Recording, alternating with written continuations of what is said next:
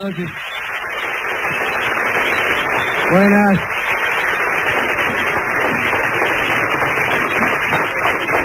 Bueno, muchas gracias. Algunos de nuestros oyentes nos llaman y nos piden información acerca de la forma de estudiar brujería. Si yo quiero convertirme en brujo, ¿dónde debo ir? Bueno, porque aquí pasamos gacetillas de distintas escuelas que enseñan zapateo americano las unas, arte escénico las otras, corte y confección las de más allá. Y bueno, también es cierto que se hacen ciertas pruebas en el programa que estimulan la vocación de los oyentes hacia... es verdad. Y se tiende a pensar que ser actor, ser bailarín o costurero es más o menos la misma cosa que ser brujo. Yo me voy a remitir a un libro de Francesco Maria Guaso, el Compendium Maleficarum, de Milán, 1608, donde hay algunos datos que les pueden interesar al aprendiz de brujo. ¿Qué? Pero antes de eso,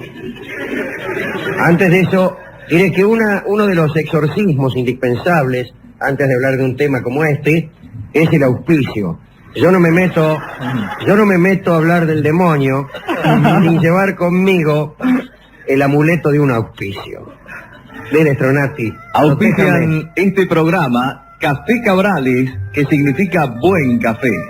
Existe un futuro mejor, solo hay que saber elegirlo. San José AFJP, su opción. Medicorp Argentina, en medicina privada todo mejor, nada parecido. Medicorp Argentina, 815-1277. Alejandro Dolina. Muchas gracias. Ya bien provisto de mis riestras de ajo y de mis crucifijos de oro, me meto con esto. El libro de Guaso, como su nombre lo indica. Usted sabe que incluso hay disenso acerca del verdadero nombre de Guaso. Algunos lo escriben Guasio, de manera que su nombre sería Francesco Maria Guacho, que francamente no le hace mucho favor. No, es cierto. En el primer tomo de este libro, el Compendium Maleficarum, hay una enumeración de las ceremonias exigidas por Satán para convertirse uno en su ayudante. Es decir, esto no es el pacto diabólico, el pacto según el cual uno le vende el alma al diablo, sino otro pacto, casi un contrato laboral con el diablo, en el que uno se pone a su servicio. Es un alquiler y no una venta, digamos. Claro. Una compra, va. Y es más beneficioso desde el punto de vista del brujo, que no desde el punto de vista del simple incauto. La saca más barata un brujo que no un doctor Fausto. Bueno, primero los novicios deben firmar con el demonio, o con algún brujo que lo sustituya, un contrato formal, con la presencia de testigos, por el cual son incorporados al servicio de Satán, que a cambio le promete los goces de la carne. No sé si... Deben renegar de la fe católica, renunciar a todos los sacramentos, deben arrojar el rosario o el cinturón de San Agustín o el escapulario carmelitas o lo que llevaren, o la cruz o cualquier objeto sagrado y pisotearlo como ofrenda de sumisión al demonio. Deben jurar obediencia a Satán, deben rendirle homenaje, y se le rinde homenaje poniendo los dedos sobre algún libro inmundo. ¿Qué es un libro inmundo? Bueno, yo podría prestarles uno. Yo también.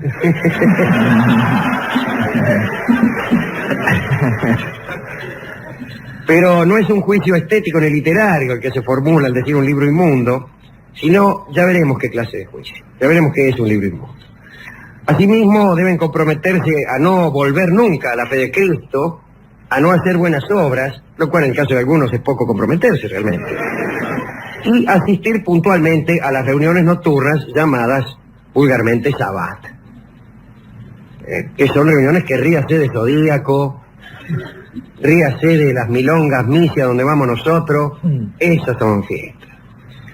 Después deben prometer dedicarse o poner todo su empeño y toda su potencia a llevar otras personas al servicio de Satán. O sea, el tipo que está al servicio del demonio tiene que emplear la mayor parte de su tiempo en conseguir otro giles. Es como cualquier militancia, diríamos, aquí en la Argentina, ¿no? Sí. Deben recibir bautismo sacrílego, o sea, tienen que abjurar de sus padrinos o madrinas cristianos, y tomar nuevos padrinos. Estos padrinos en realidad son brujos que, además de apadrinarlo, le enseñan al novicio el arte de la brujería. Pero también tienen que cambiar de nombre. Por ejemplo, usted se llama, digamos, Jorge. Encantado. Discúlpeme, pero no soy muy imaginativo. Le obligan a cambiar de nombre y, por lo general, se utiliza un nombre indecente. Un suponer. Cachagrilo. Ponele, qué sé yo. Que no me diga que no es mucho más indecente que Jorge. Bueno. ¿Cómo te llamas Jorge? Es una cosa. Sí. ¿Cómo te llamas Cachagrilo? Es otra. Sí. Deben cortarse también un trozo de sus vestiduras y ofrecerlo al diablo, y el diablo los guarda para ejercer también un poder a través de esas vestiduras. Deben mantenerse de pie dentro de un círculo que el mismo demonio ha trazado sobre el suelo, junto con otros brujos, y formular ahí un juramento terrible para solemnizar este contrato. Deben pedir al demonio que borre sus nombres del libro de Cristo y los inscriba en su propio libro, y este es el libro inmundo sobre el cual se jura. El libro del demonio, donde están anotados los nombres de todos los brujos. Por ejemplo, por orden alfabético incluso. Asmodeo. Deben prometer al diablo hacerle sacrificios periódicos. Y atención, porque aquí viene una verdadera burocracia de la iniquidad. Una vez cada 15 días, o por lo menos una vez al mes, habrá de inmolarse algún niño, y semanalmente hay que ejecutar otros crímenes, tales como provocar granizo, tempestades, incendios, enfermedades del ganado, etc.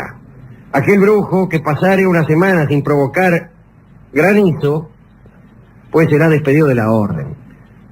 Lo que extraña es que no llueva granizo todos los días, con tantos brujos como hay.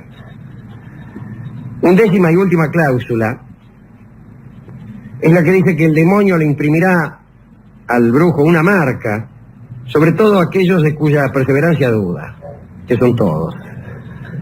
Dicha marca no siempre tiene la misma forma o figura, pero normalmente son liebres, sapos, arañas, etc. La marca es impresa ¿dónde?, preguntarán ustedes. ¿Dónde? En las partes más ocultas del cuerpo. ¿Dónde? Oculpas también está bien. Oculpas también. En las partes más culposas del cuerpo, que son precisamente las más ocultas. El sello que hace estas marcas es la garra del diablo. El diablo con la garra te agarra la parte oculta del cuerpo y dice...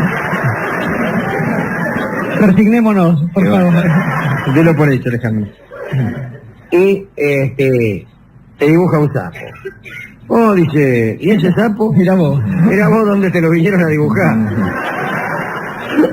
No piense mal, fue el diablo, dice. No le va a echar sal, dice. Debe cazar muchas moscas.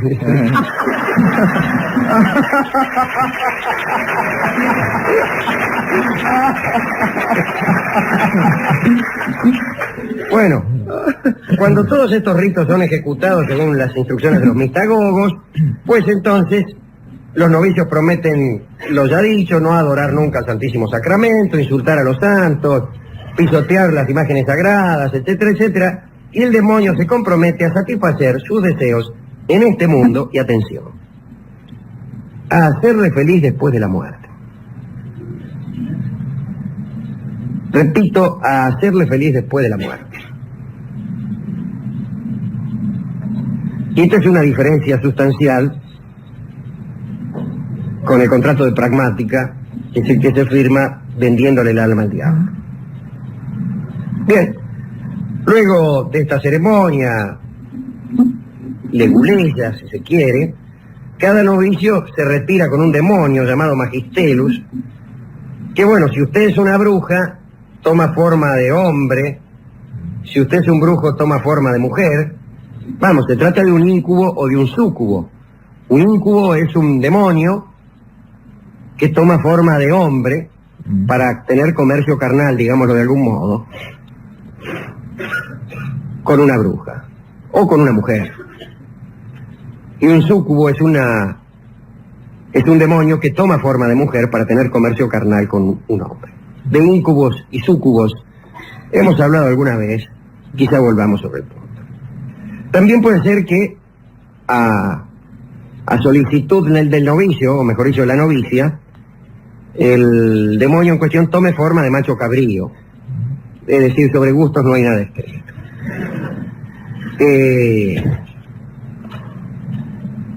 Estas 11 condiciones son las que aparecen en el libro de Guaso. Y los inquisidores de aquel siglo XVI y XVII estaban convencidos de que luchaban contra una fuerza organizada. Creían que había una verdadera iglesia del mal. Estas 11 condiciones que revela Guaso parecen ser el reverso diabólico de la ordenación sacerdotal. Pero en realidad no era así. Los brujos estuvieron siempre totalmente desorganizados. Nunca hubo ninguna organización brujeril considerable. Pero ¿y de dónde sacaban entonces los sujetos como Guaso este orden, esta preceptiva diabólica? De las confesiones. Bueno, ¿y por qué todas las confesiones eran iguales? Bueno, porque todas las preguntas eran iguales. Si algo los organizaba a los brujos, era la persecución de la cual eran víctimas. Y los interrogatorios bajo tortura provocaban siempre las mismas respuestas porque las preguntas eran las mismas. Entonces, como le respondían lo que ellos querían oír como respuestas. Desde luego que había una coherencia en estas respuestas, y de la coherencia venían tratados como este que estamos examinando. Así cualquier crimen les parecía a los inquisidores obra de Satán. Y hay un caso bastante impresionante de un señor alemán, Peter Stumpf, año 1579. Este señor mató a 19 muchachos y les comió el cerebro, lo cual no es pequeña cosa. Bajo tortura confesó estar al servicio del demonio, y además, como había sido visto un lobo en las cercanías de su casa o no sé qué, confesó apurado y apretado que él tenía el poder de convertirse en lobo, y que bajo esa forma incluso se había lastrado a más de uno. Casi todo el mundo pensaba esto. Quiero decir que cualquier caso de locura, de necrofagia, o cualquier crimen más o menos común, estaba inspirado por el demonio. Sin ir tan lejos, Alejandro, muchos casos de enfermedad como la epilepsia eran tomados como posesiones de ese estilo. Hay que dar otro dato también, Rolón, que es que la mayoría de las víctimas eran mujeres. De ahí esto, de la histeria, como la enfermedad diabólica, ¿no? Así que usted tendrá una explicación para eso, pero bueno, es obvia. Digo, por cada brujo que iba a la hoguera, iban por lo menos 20 mujeres. Y aparece un tipo al que yo quiero recordar, que es un señor Federico Spee von Lachenfeld. Es un jesuita del año 1637, es su libro Cautio Criminalis, y tiene una mirada, pero yo diría moderna, acerca de estos asuntos. Estuvo muy metido en la Inquisición y en esas cosas. Y dice en ese libro, mire, yo de tantas personas que acompañó a la hoguera, no conozco ni una sola que fuera culpable de los crímenes que se le imputaban. Y escribe, y leo: la única razón de que no todos los individuos de este mundo sean considerados brujos o brujas es el hecho de que no todos son sometidos a tortura. Incluso el Papa, si hubiera sido examinado por un inquisidor, al final habría reconocido ser brujo, dice nuestro amigo von Lachenfeld.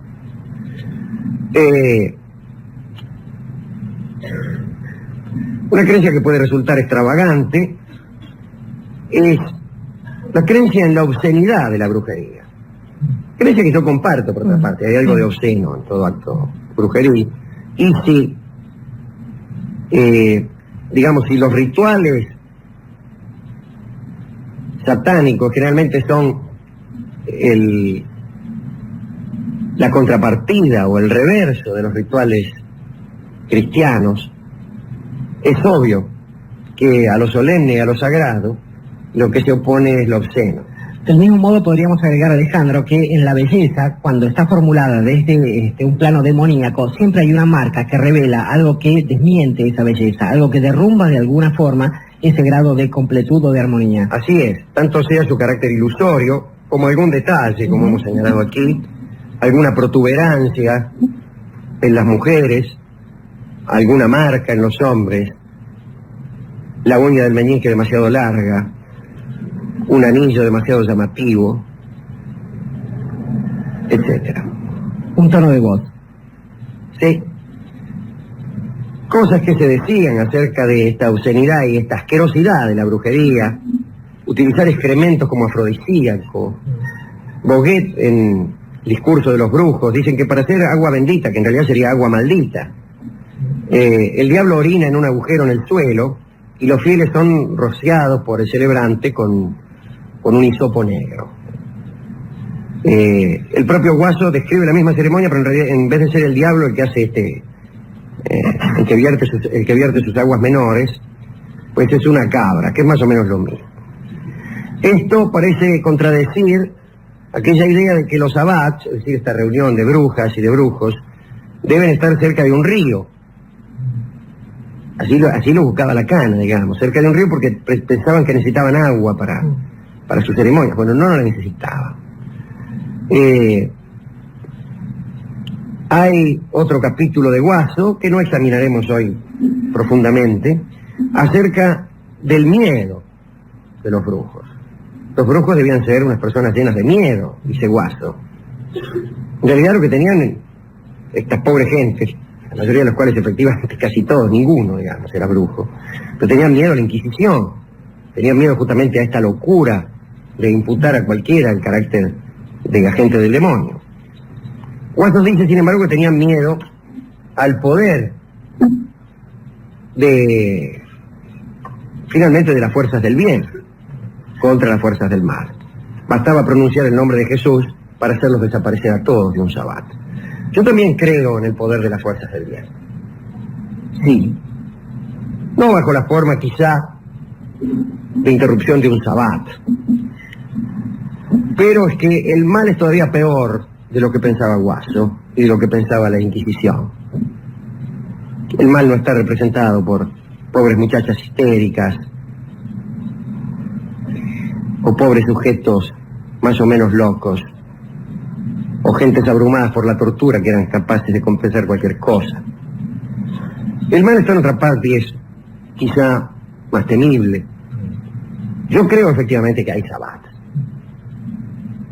aun cuando los concurrentes no sepan que van a un sabbat, y aun cuando los concurrentes crean que van, por ejemplo, a una reunión de empresarios. Y eso es lo malo. Lo malo es ser el demonio y no saberlo. Y cuando el demonio no sabe que es el demonio, es inmune a los exorcismos. Vete Satán, le dice uno, y Satán, inocente de su satanidad, dice, yo no soy. A ese mal que cree ser bien, le tengo yo más miedo que a los brujos. ¿A quién dedicar esta recorrida por el libro de Guaso, esta preceptiva, estos consejos que hemos dado para aquellos de nuestros oyentes que quieran meterse a brujos? Bueno, eso lo contesta Jorge Dorio, que es nuestro experto en exorcismos y nuestro exorcista oficial, desde luego. ¿Cómo no? Como bueno. Cada vez que me amenaza algún demonio, y es cosa muy poco hacedera amenazarme a mí un demonio, porque no tengo por costumbre acercarme a ellos. Cuando los veo salgo rajando. Pero usted para los demonios es como iba a decir un radiador para los bichos, digo, se le acercan solos, así, ¿no? Sí, yo no los busco, pero vienen solos. Tiene imán para los... Le andan codiciando Tengo el alma. efectivamente en mi radiador algunos demonios escrachados y ensartados como mariposas. Y justamente por eso, Alejandro, creo que la dedicatoria se hace sencilla. Primero por una especie de refrán, que es parte de esa especie de catálogo de refranes que marcan este programa, Y ese refrán dice, la mejor de las estrategias del demonio es hacernos creer que no existe. De modo tal que cuando uno se cruza con una persona llamada Bevilacqua, Boileau o Drinkwater, y usted les explicará a los muchachos por qué estamos hablando de esto, uno debe saber que Es uno de está los en nombres que principio. suele adoptar el demonio cuando viene a la Tierra, ¿eh? Y también cuando siente un cierto frío, cuando aparece una persona, digo, esto de creer que no existe la posibilidad del mal, en nombre de estas cosas que se supone ajenas a la religión, es el primero de los problemas. Digo que entonces la dedicatoria tiene que tender precisamente hacia aquellas personas que aún, más allá de su credo, más allá de las ideas que practican respecto de lo escatológico, esto es, del más allá, de aquello que viene después de que uno se muere, saben perfectamente que existe un territorio para el bien y un territorio para el mal, y que cuando se practica algún tipo de fórmula respecto de los semejantes, que va desde la mentira hasta la traición, sobre todo la traición, mucho antes que la mentira, se está practicando justamente eso. Hubo alguien que resistió las tentaciones del demonio, cerca de 40 días aproximadamente. Hubo gente que trató de imitarlo, y hubo gente, y hay gente que lo parodia ahora. Para todas esas personas que cuando están cometiendo alguno de estos actos se preguntan como en broma, ¿vendrás alguna vez? La respuesta es sí, y cada vez que venga, mentirá necesariamente. Para aquellos que han resistido las tentaciones, para mi amigo Jorge Dorio, nuestro exorcista oficial, y para un oyente que me lo pidió hace algunos días, Hugo del Carril, exorciza a los agentes del mal cantando "Vendrás alguna vez".